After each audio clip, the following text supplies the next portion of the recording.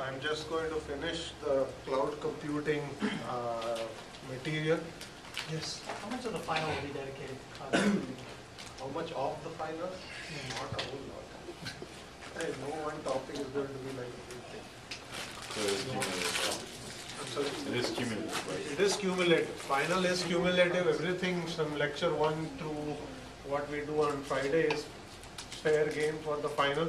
There will be more emphasis on later topics than earlier ones because you've been tested once on the earlier one, but there will be some questions. Okay. I haven't yet set the final, so I cannot say exactly what the balance is. But there will be more emphasis on file systems, I/O systems, distributed systems. But you have to make sure you know everything. Don't just ignore the early material. Okay. All right. So as I was saying, we have to do the course evaluations today. So I will have a short class, and we can have 20-25 minutes to do course evaluation. And then Thursday we are going to do a wrap up. Do the review of the class, we'll do an exam sort of tips and end. Yeah, so we pretty much are done with new topics. Yes. There will be a discussion tomorrow? There will be a discussion tomorrow, mostly focused on the lab. Okay, so I don't want to give a quiz or anything tomorrow. It's plenty for you to already do, and for us as well. So we have to spend time. We want to do a quiz. Okay, so we'll just continue. Just to sort of recap, we started talking about data centers, cloud computing. I introduced what are data centers. They are large server farms, as I showed you pictures here. So facilities that have large numbers of racks of servers and storage. They typically run server application, internet application, web application, online banking, any online application that you think of, it's actually running in a data center, one or more somewhere. That is run by that organization. As I mentioned, data centers not only consists of computational and storage capacity, servers and storage, they also have a lot of equipment, cooling, there's networking equipment, there are backup generators, UPSs and whatnot. So it's expensive to build and operate data centers. Okay, but that's really what keeps most of these online applications up and running. Okay, so then I mentioned virtualization as a concept that is actually used in most of these data centers. The definition of virtualization is basically it's an interface that mimics, that runs on a new platform and mimics a different interface. Okay, that's really the broad definition. I talked about how it came about from the mainframe days when companies like IBM came up with new hardware, new operating systems, but there was a need to keep old code or old applications running on this new hardware. So they essentially wrote this layer called the virtualization layer that emulated the older hardware and old operating system. Okay, and that technology is now used in a variety of different contexts. It's not just for portability. I mentioned different forms of virtualization, from application level virtualization, which includes Java virtual machine, Rosetta technology in Macs, Wine emulator on Linux and Macs, etc. There's application level virtualization. You can have OS level virtualization and you can have hardware virtualization. The virtualization that we have really been talking about is hardware level, where you can run one or more operating systems inside virtual machine on a server. Okay, so that is basically, we talked about two types of virtualization. One runs on bare metal. The other one runs on a host operating system. This one is basically server-based virtualization. The other one is typically used in desktop environment for doing development and things like that. Okay,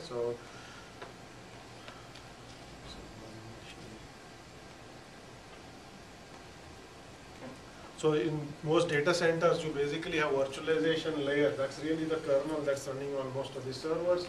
You construct one or more virtual machines, you run operating systems inside those virtual machines. So a given server can run more than one virtual machine or virtual server. Okay, and each of those virtual machines can run arbitrary applications. Okay, so this is typically how data centers are set up.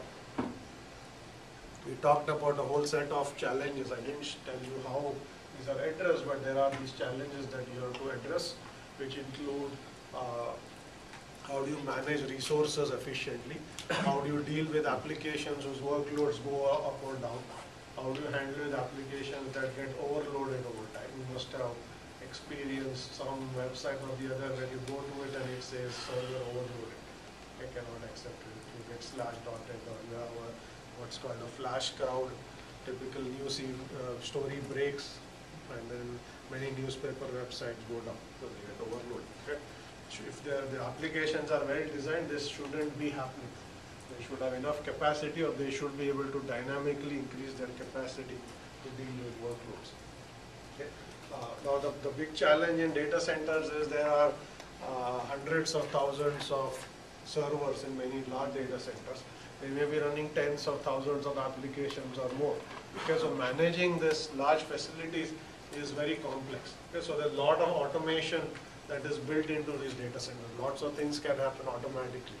You can bring up a machine, you can automatically reboot servers, you can move machines, virtual machines from one server to another, allocate more capacity. A lot of these tasks which typically in normal environment a human administrator has to do is typically automated just to allow you to manage these large complex facilities.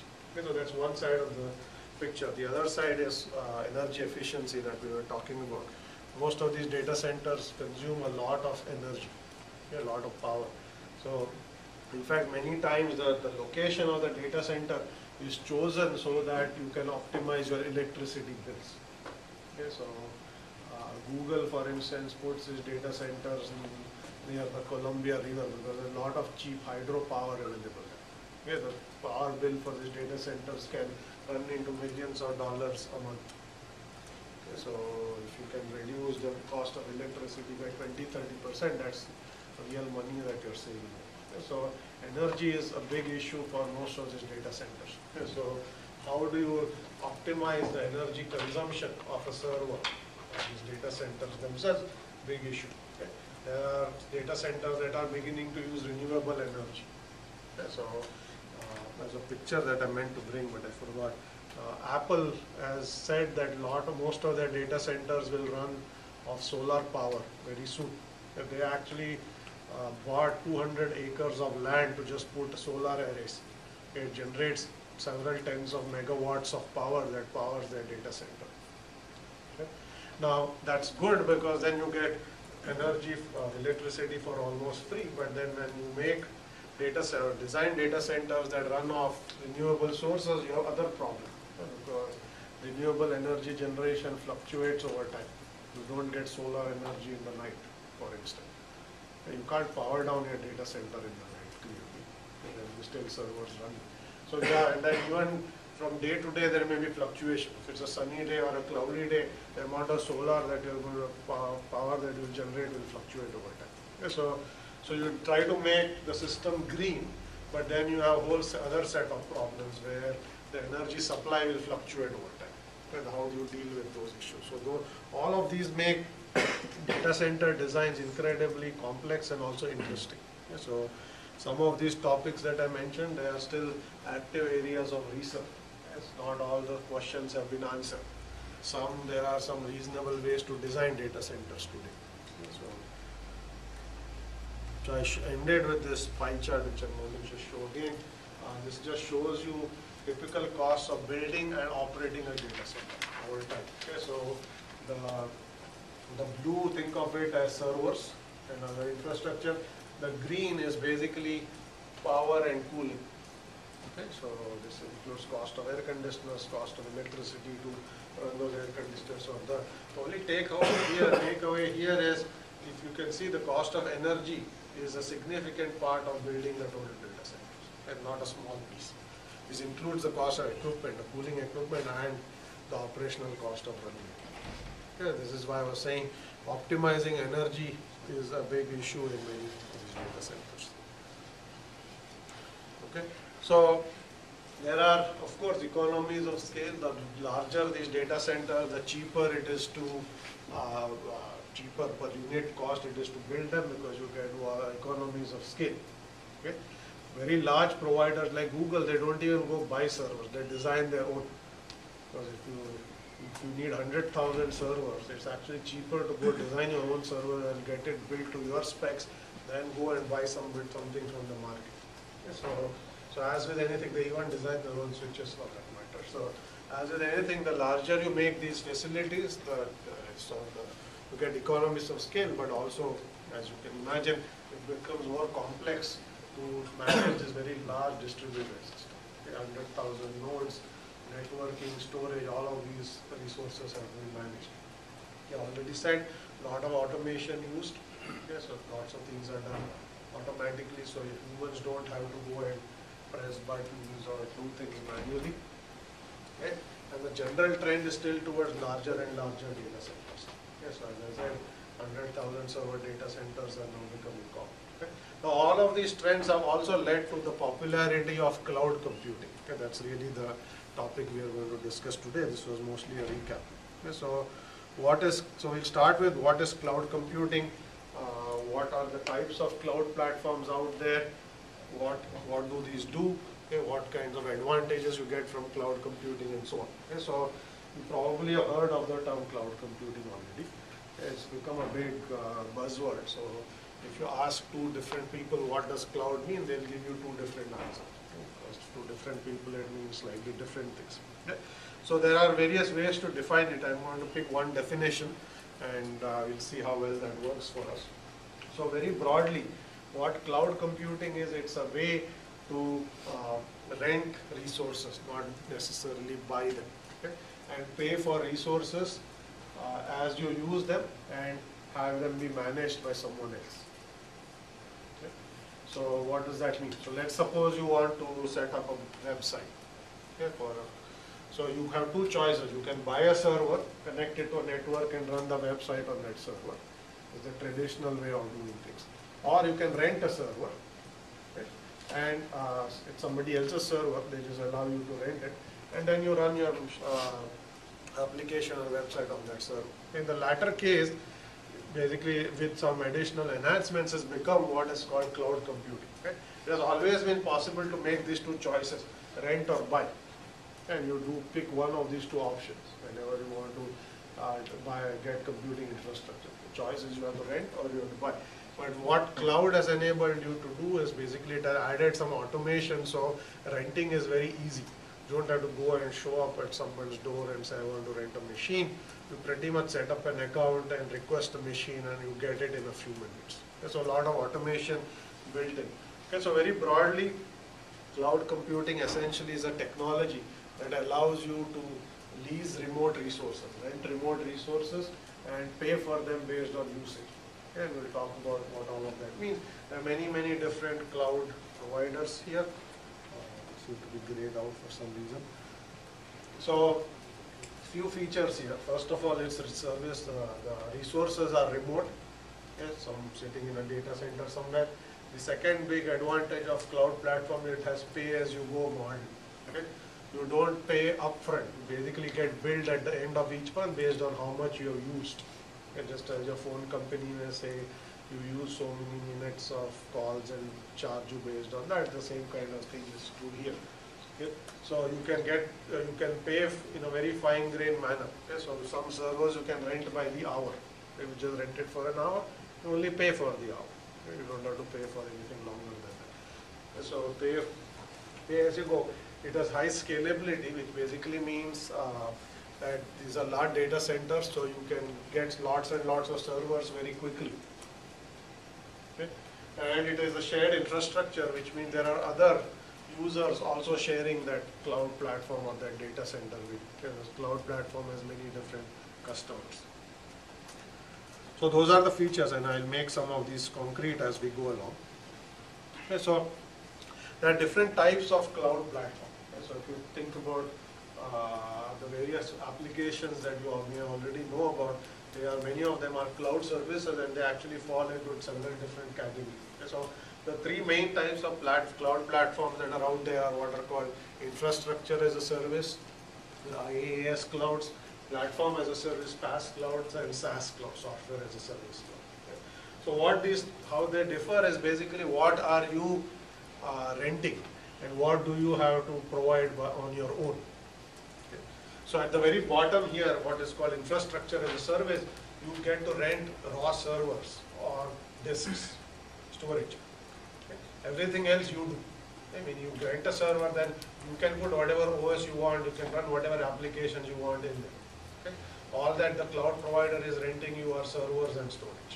Okay. That's called infrastructure as a service. So raw infrastructure, you can do whatever you want to do. Okay. If your platform as a service cloud, you are actually renting a platform. What that means is you rent not only servers but also some software that runs on top of it. Okay? And then you can run applications on top of that platform. Okay? If you heard of Google App Engine, okay, or Microsoft Azure, the E is missing here, it's not Azure, it's Azure. So those are platform as a service clouds. Okay, Azure, for instance, allows you to design .NET applications and deploy them. Whether the cloud provides all the runtime, the OS, the hardware, all of that that's needed to run those applications. Same with Google App Engine, you can write Python apps and then you deploy them. And all the infrastructure needed to run that, all of that comes to you as a part of your renting this cloud platform. Okay. The very top is a software as a service cloud. Okay, so here you basically get the hardware, software and applications. Yeah, so the best way to describe it is like Google Apps, Google Docs. These are all examples of cloud services that are SaaS services. So here you will get an application. In this case, it's a mail application or word processing or whatever it is that you have in Google Docs. The OS that these applications run on and the hardware. Okay? So you get it all as part of this offering. Okay, so here these are hosted applications. So Salesforce, you heard of Salesforce is another example of business apps that are provided using a cloud service. Okay. So as you go from infrastructure cloud to software cloud, you will see that the cloud provider is doing more and more in terms of what it provides you. Here you get bare bones hardware. Here you get hardware plus OS plus some platform that runs your application. Here you get the application, the platform and the hardware. Okay. So you get more and more from the provider. That means you have to do less, but also there are less controls on what you can do. Okay. There's only, you can't say much in terms of when you sign up for a Gmail account, you sign up for an account. You don't say run my Gmail server on a quad core machine. You don't get to say that. Okay. The cloud provider decides which machine they run it on, what they do with it, etc. So like, for instance, with like software as service, like, are you paying more because they're offering you more, or like? Okay. So the question is, what are you paying? Okay, so there is a billing model that's associated with all of these, which I did not describe at all. Clearly, the billing model will also change based on what kind of platform it is. Okay? So in this case, you pay by the server or you pay by gigabyte of storage. Okay? In that case, you may actually, it doesn't make sense to say where you pay by the server. So in the case of mail, for instance, you pay by user and user accounts. Okay? So Gmail charging model is $25 a month per user. Okay? And then they give you some amount of storage, 25 gig or whatever it is. So iCloud, same example. Okay? If you actually rent storage, that kind of model. And also bidding models too. Yes, so I will talk a little bit about that when you go to Amazon in the next slide. There are many different ways to pay. Okay, that's just a couple that I mentioned. Doesn't necessarily mean you pay more, okay? But as you can imagine, the more the cloud provider does, they have higher costs. So somehow they have to run at a profit. If they're running at a loss, they won't be in business anymore. So implicitly they are paying, you are paying a little more.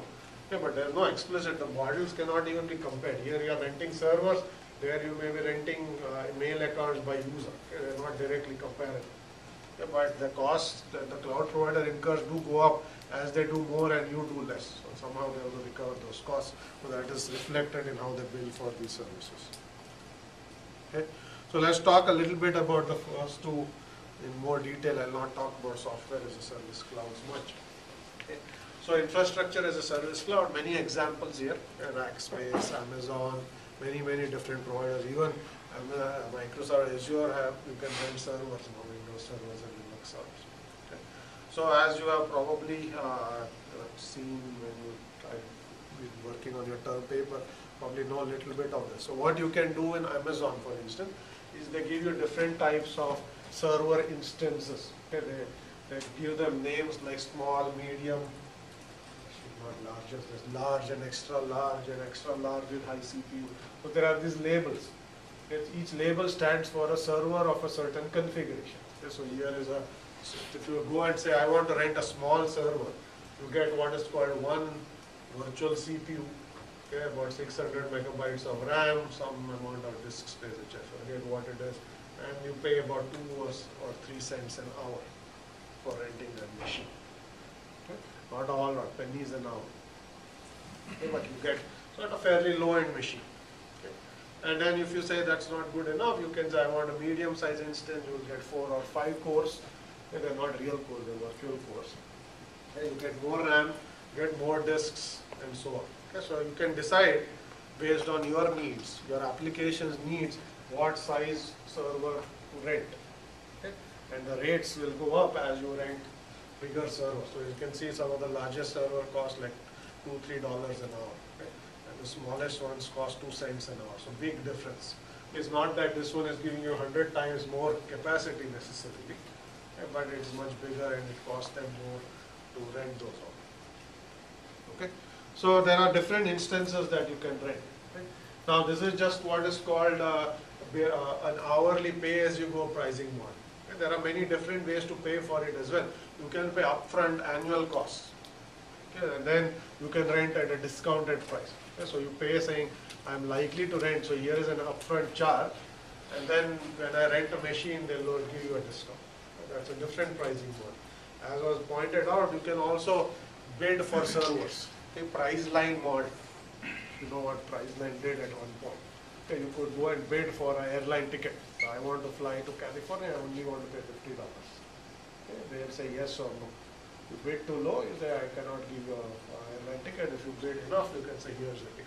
Same is true here. Okay, you can say 2 cents an hour, that seems awfully expensive, I can give you half a cent. Will you rent me a server? Okay? And you put in that bid, and it may be that you are put in a bid at a period where they don't have enough customers. Okay? And they say rather than letting my servers idle, I have to pay for electricity for the server, here take it for 2 cents or half a cent, whatever you bid. Okay? The only caveat is if you go for a bidding model, they reserve the right to take the server away from you. If the price of servers rises and there's more demand, they take the server back. Okay? In this case, so long as you are willing to pay 2 cents an hour, you get to keep the server. Okay? Whenever you do bidding, which is called spot instances can be given to you when the price is appropriate, and they can be taken away from you at 5-minute notice. So you may be running a job, they'll say too bad, in 5 minutes your server is going to be shut down, I'm going to give it to a customer who is not as cheap. Okay? And then they'll actually take it away from you. Now you can look at historical prices and say, what price should I bid so I get to keep the server for a little longer and all of that. But they always reserve the right to take it away. Yeah, that's basically what my question was. Yeah. So they do give you history, so you can check what is the right price and so on. But spot instance, so they don't recommend that you run your mission critical website on a spot instance. Yeah, because it can go, if they take away the server, your application ain't running anymore. Okay, so you better run that on a reserved, what these are called reserved instances that they guarantee will actually keep running. Yes. With the bidding model, when you're outbid, is your running instance like migrated somewhere and it's state held, or is it just dumped out of the system? So they put all this burden on you. They say you will get a notice, 5-minute warning saying your machine is going to be taken away. You have to figure out, if you get this warning, what is it that you need to do. You need to save some files, you need to move it over. They will give you that much time to do it all. And then the machine goes up, and they are not responsible. Is there a way to like prefabricate a contingency, or do you have to do it? Yes, so there are many ways to design that, right? So people have to make use of this low-end, really low-cost server computation. So what people do is they run them on disks that don't go away and the server goes away. There are what are called persistent disks and temporary disks. So most of these machines come with temporary disks. As soon as your server is taken away or you shut down your machine, the disk is wiped clean, all the data is gone.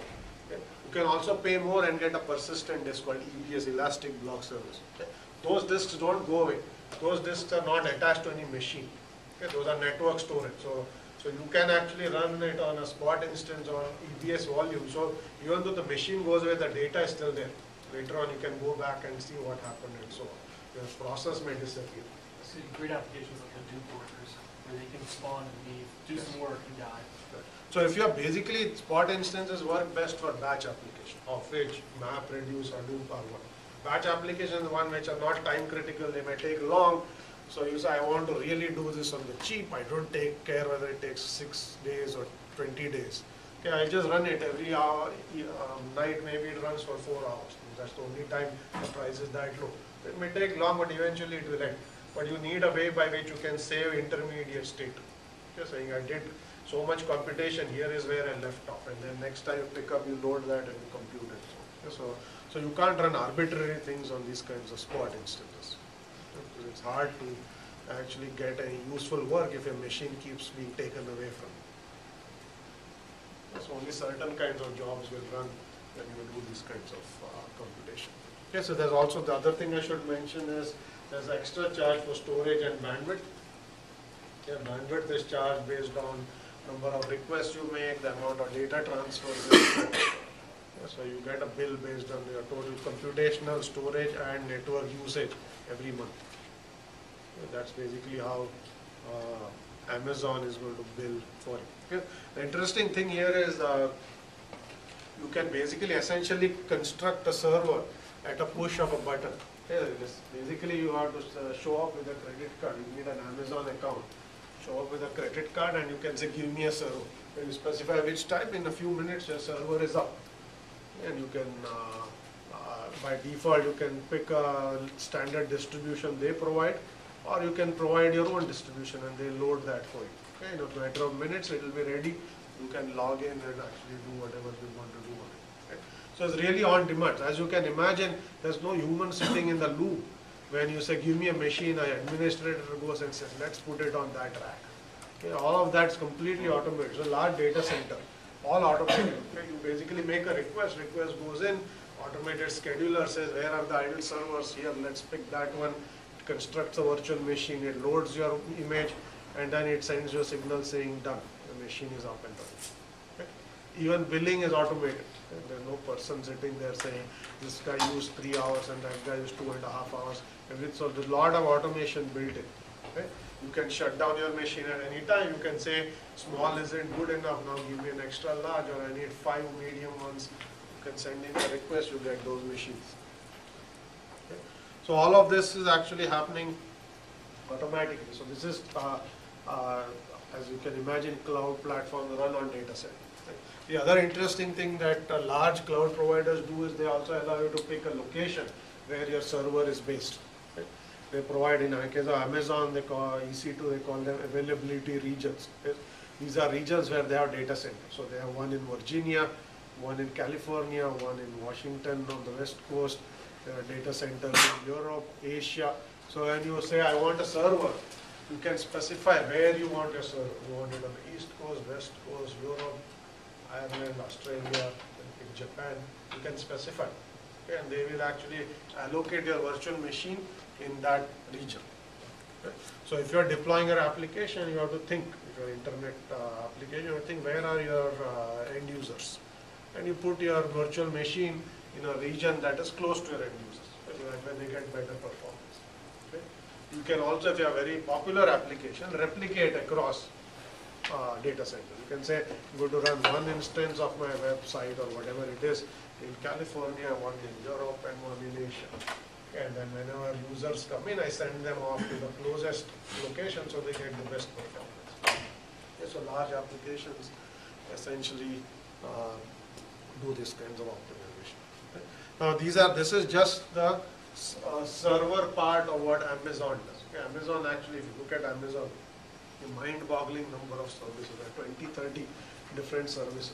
You can rent databases, you can rent MapReduce instances, you can do all sorts of different things. Okay. All that I mentioned here is just the infrastructure as a service part of what Amazon does. They provide caching services, They provide you services to deploy things. If you have large software downloads and things like that, they have service for that.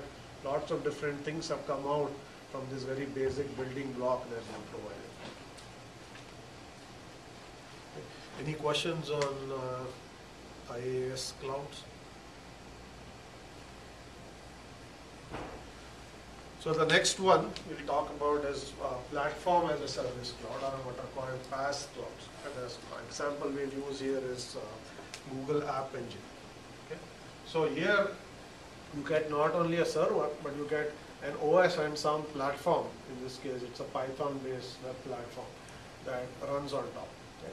So from your standpoint, the customer of the cloud standpoint, you just bring your application, in this case Python code, okay, and you deploy, and then it runs on their platform. So you don't have to actually, if you are doing this on Amazon, you would actually rent a server. You would load your own OS. You would then install Python or whatever else you want. Okay, then you prepare all of this, then you deploy your application. So you do a lot more work before your application is ready to run. Here you can essentially deploy application code, because the rest of what is called the hardware and software stack is provided to you by the cloud provider. Okay. Now, there is an API in this case of Google App Engine that you have to use in order to run on that platform. You can't run some arbitrary Python script. Okay, in this case, you have to basically write it to their API, but so long as you do that, it will run. Okay? Microsoft does the same thing. You can actually take .NET applications, okay, and then run it on their Azure platform. And you can even deploy it through Visual Studio. They have a way to take Visual Studio and then deploy the application directly on their cloud and run them. Okay? Now the interesting thing that PaaS clouds do, which IaaS cloud don't do, is they will automatically figure out how much capacity to give to your application. You don't have to say, give me a small server. I'm going to write this blog that millions of users are going to see, so I need a really large server.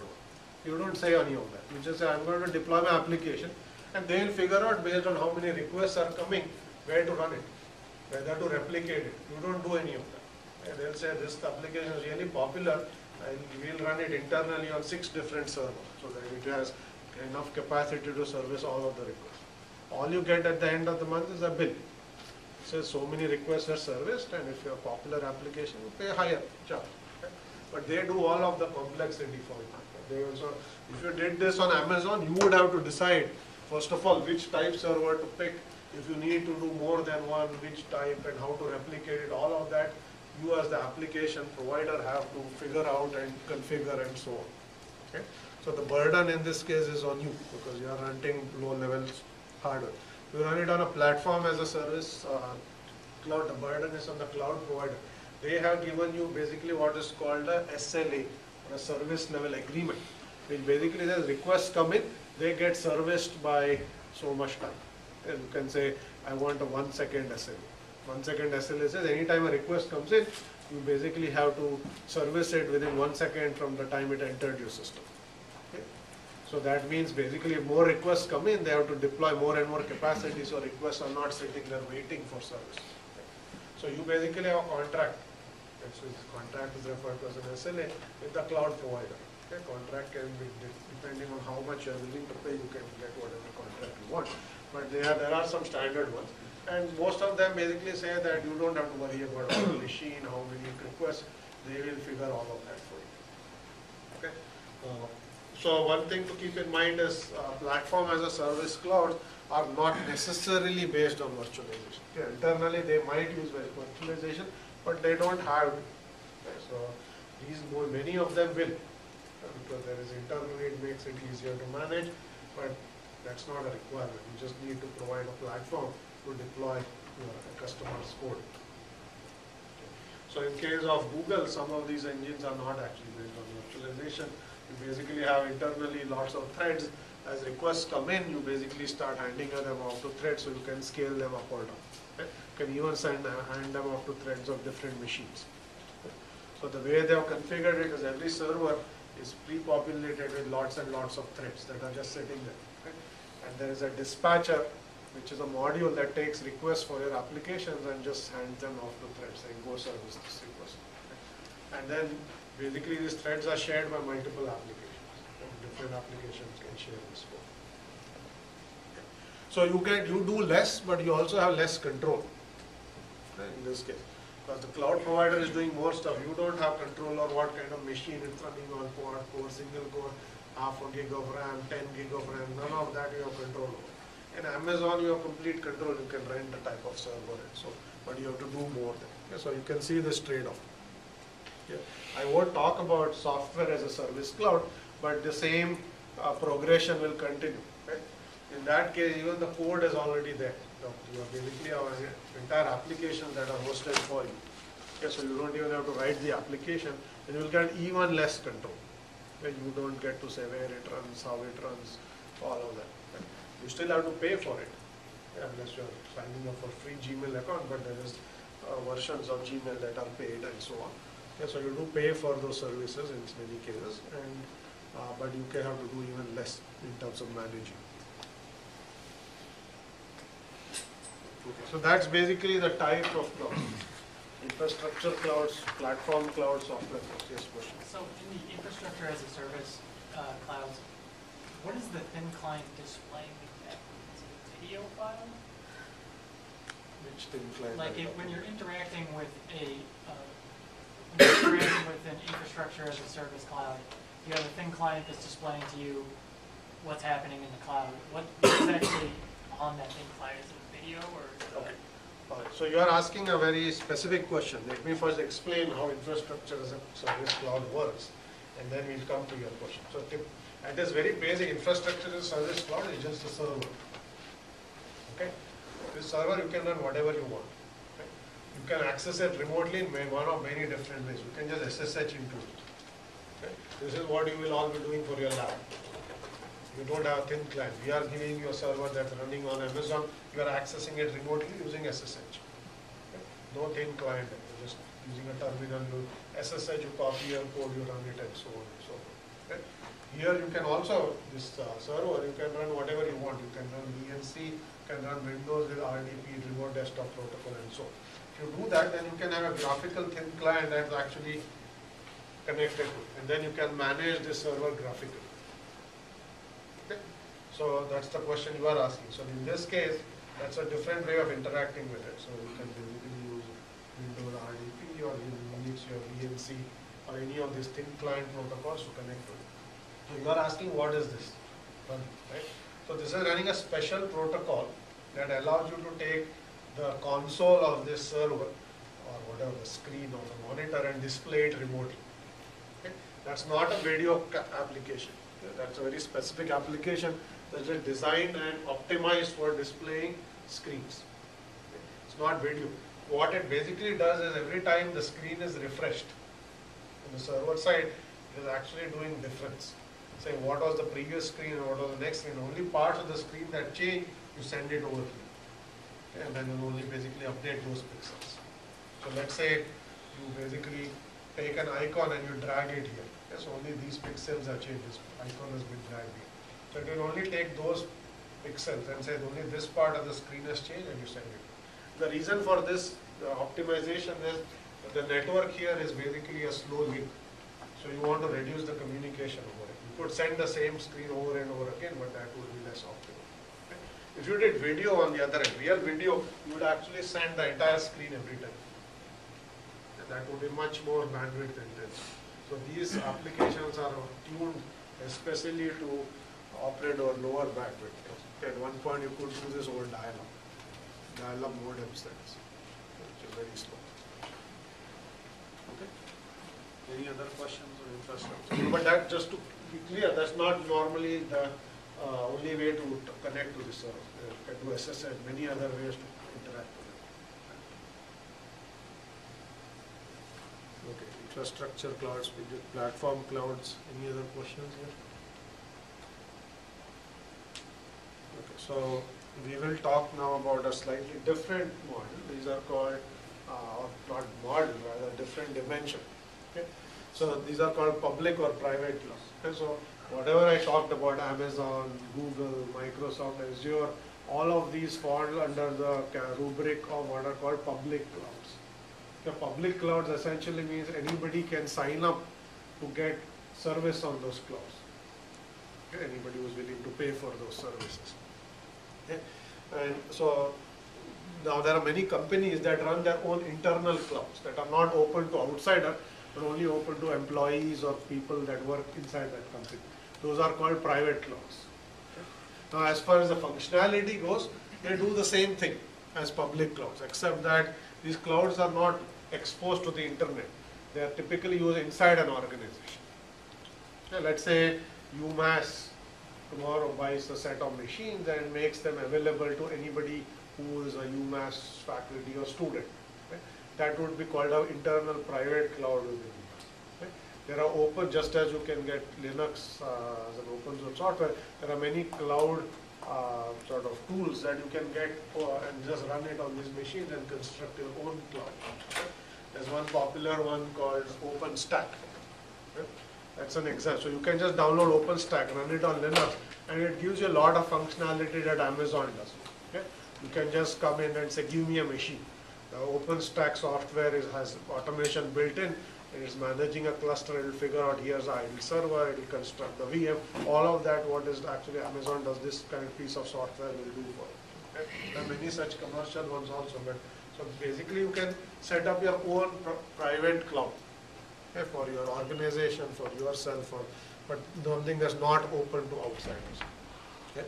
So as you can imagine, many companies, they run their own internal clouds for their employees, to run their internal applications and so on and so on. Okay? So those are called private clouds. Okay? For public clouds are ones that organizations like Google and Amazon and Microsoft run for anybody who is willing to come in and sign up for the service. Okay? So that's basically a private cloud. Now, internally, as for how to manage, both of these run on data centers, whether it's public or private. Both of them have to do a lot of automation. Both of them use virtualization. Okay, so they are basically the same as far as the technologies goes. One is available to anybody who is willing to pay. The other one is closed for the public, only used for private. Okay. So that's public or private cloud. Okay, now there is another model called hybrid cloud that combines the two. Okay.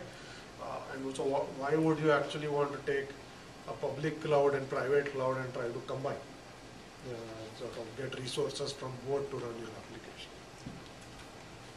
Okay, so let me give you some examples. So let's say you run your private cloud. Okay, your company, let's say you are UMass. Okay. You are running your own private cloud. It runs on, let's say, 50 machines. Okay.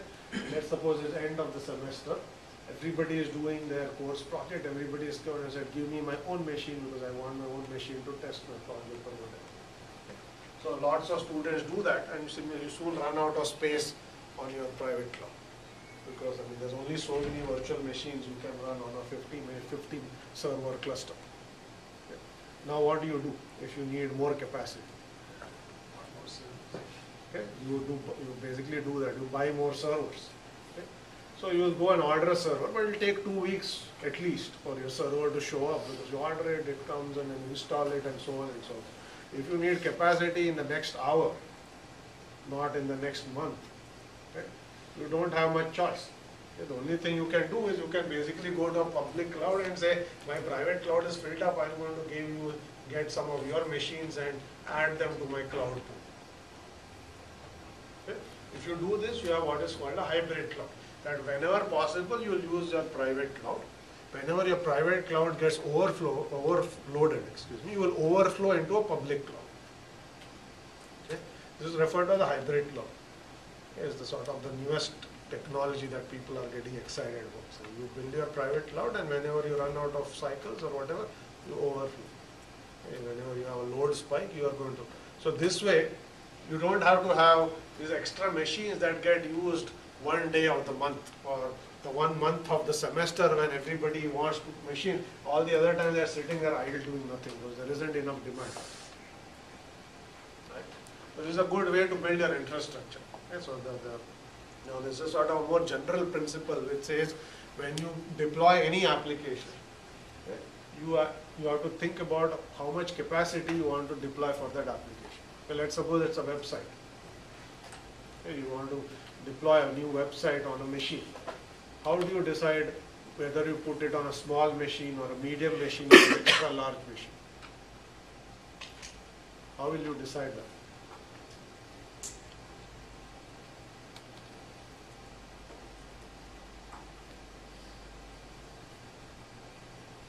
Any thoughts? So let's make it any application, doesn't matter whether it's a website or not. You are let's say you are IT person in a company.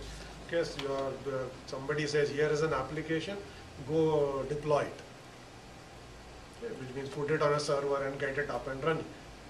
Okay, how do you make a choice? How large a server to pick? You can baseline it to start based on previous experience. But you can start it as small as possible and then grow it if you're using cloud. So let's assume it's not cloud for us. How would you do? So you need some, yes. I was gonna say you could profile it. Okay.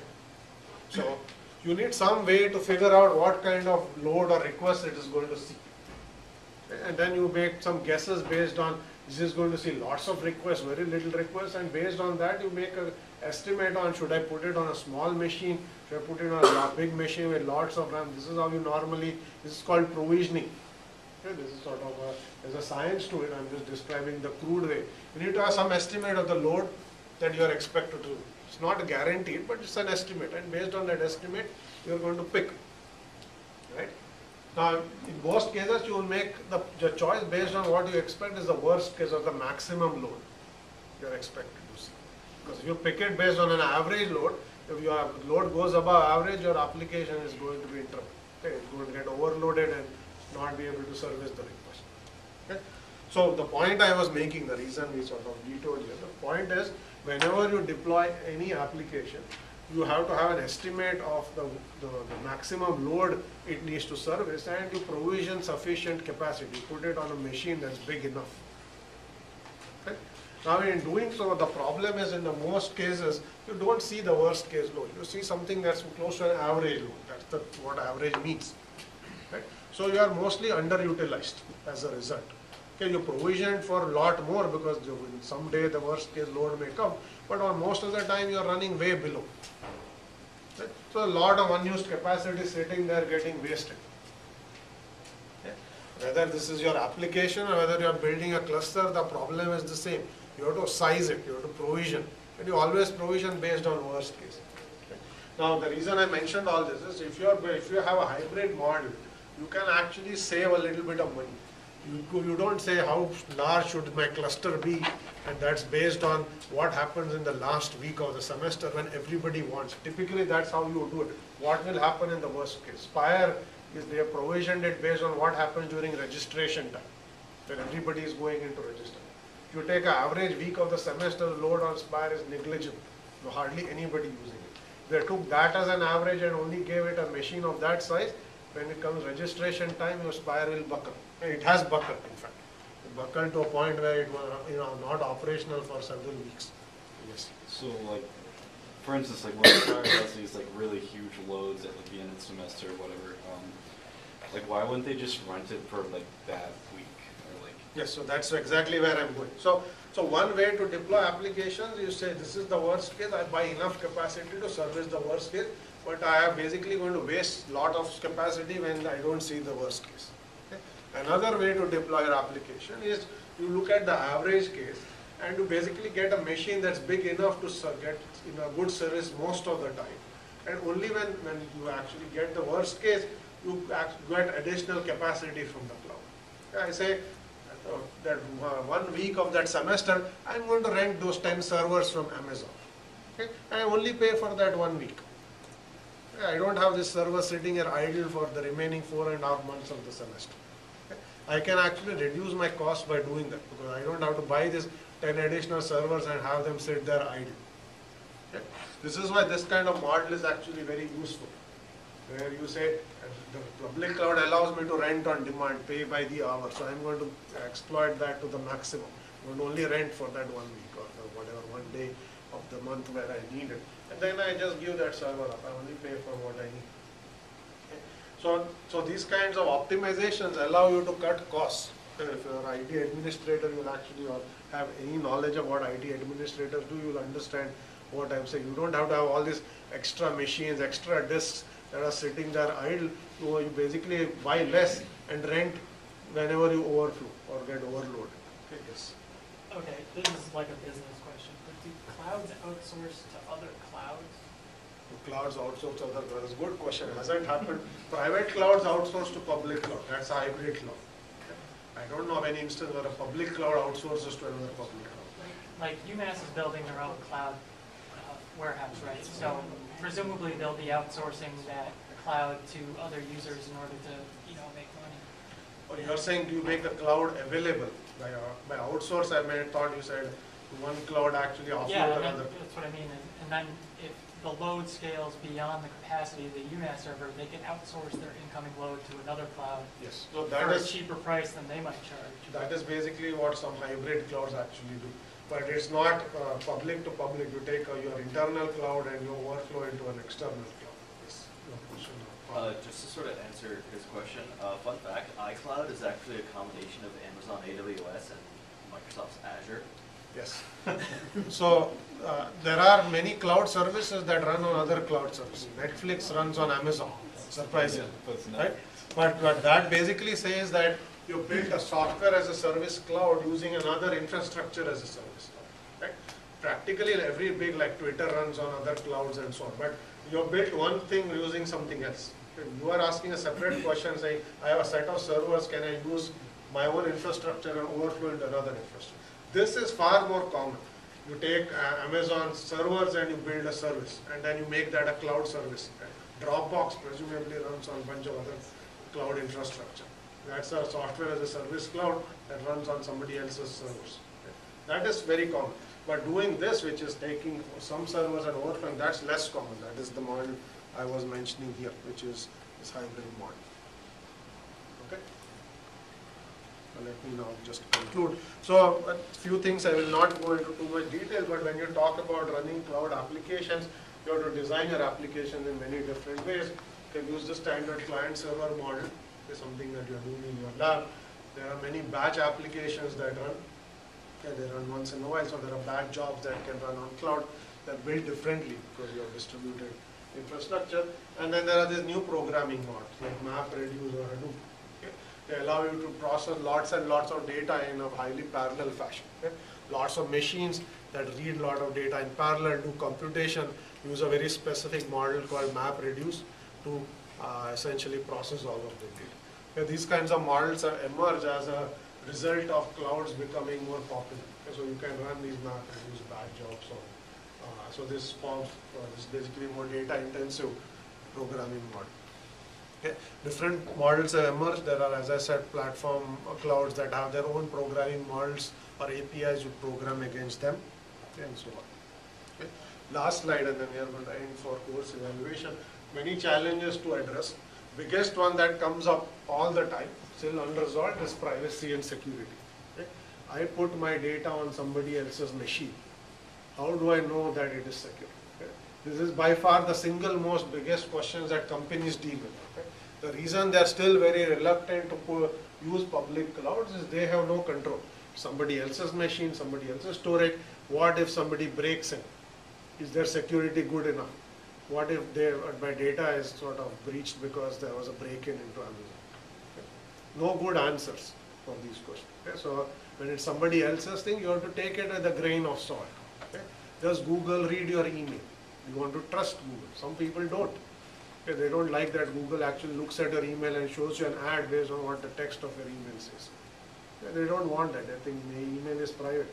You shouldn't read it. Okay? So there's a trust involved here. Like what can I trust the cloud provider to do for me? Is that enough for me to trust you to give you my data and or application? Okay? How can you make it secure? Okay? Single biggest unresolved issue. Yes. Are these same people also against spam filters? By the same people. Well, let's not go there. I'll just give you an example of what happens when you run your trust somebody else's with your data and or application. Okay? So major issue, unresolved issue. There are many others. Extreme scalability. Okay? It's a very interesting problem of how do you efficiently manage 100,000 servers without having 500 people at each data center doing all sorts of management tasks. Okay? How do you automate these tasks? In none of the things we have talked about in this class did we talk about automation at all. Okay? but that's critical to most of these very large systems. There is a data center, cloud, or any other distributed system. The system grows larger. To make it more manageable, you have to employ some form of automation. Things have to happen automatically, without a human in the loop. Okay? Another big problem. Okay? It's an important problem. Programming models, yet another. How do you write parallel distributed applications that keep scaling? Okay? As your application becomes more popular, more users come in, will it scale? Okay, there's an interesting article on Facebook, how it kept changing its internal architecture, that it grew from thousands of users to millions of users to hundreds of millions of users. Because the same design decisions don't work, they don't scale. You start seeing bottlenecks in the system. Okay, so writing some application to serve millions of users is very different from writing an application to serve 50 users. Okay? So you have to design or architect the application differently. Okay, that's not necessarily a cloud challenge, but it especially becomes common in the cloud where you put something up and it suddenly becomes popular, but it's not designed to scale, so it buckles up, it doesn't work. Okay? So lots of interesting issues that you have to resolve. Now, not many of these are open challenges. In some cases, people have made some headway. You cannot look in all of that here, but there are other courses that do go into some of this in more detail. Okay? So with that, I am going to end the lecture, and we will take a little break.